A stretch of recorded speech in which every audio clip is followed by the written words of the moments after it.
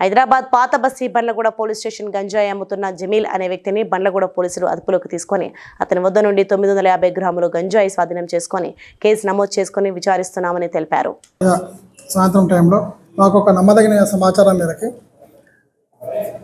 Falaknuma railway track పక్కన అల్జుబెల్ colony ఏరియాలో వెళ్ళి నేను మరియు మా టీంతో పాటుగా వెళ్ళి సర్చ్ చేయగా ఒక వ్యక్తి అనుమానాస్పదం తిరుగుతుండు. వెంటనే మేము చెక్ చేయగా అతని వద్ద ఆ గంజాయి ఉన్నట్టుగా మాకు తెలిసింది. తదుపరి పంచాయతీదారులని పంచాయతీని పిలిపించి వారి సమక్షంలో సర్చ్ చేసి సుమారుగా 950 గ్రాములు గంజాయి ఉన్నట్టుగా తెలిసింది. వెంటనే అతన్ని అప్రయంపరి ఏదన్నా ఉంటే మీకు తెలియజేస్తాను. గంజాయి అతను ఇప్పుడు మాకు చెప్పింది ఏంటంటే రీసెంట్గా వచ్చినట్టుగా బీహార్ నుంచి ఇక్కడికి పనికి వచ్చినట్టుగా వచ్చేటప్పుడు అక్కడి నుంచి తీసుకొచ్చినట్టుగా చెప్పిండు.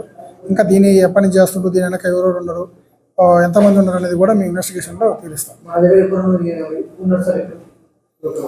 సుమారుగా 2 months బ్యాక్ వచ్చినట్టు చెప్తుండు.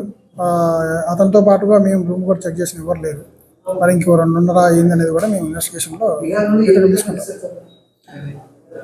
బీహార్ నుండి అక్కడ రైల్వే స్టేషన్లో గుర్తులేని వ్యక్తి దగ్గర కొనుక్కొని తీసుకొని రైల్వే ద్వారా తీసుకొచ్చినట్టుగా చెప్తారు. Please like and share subscribe to BCN Telugu News.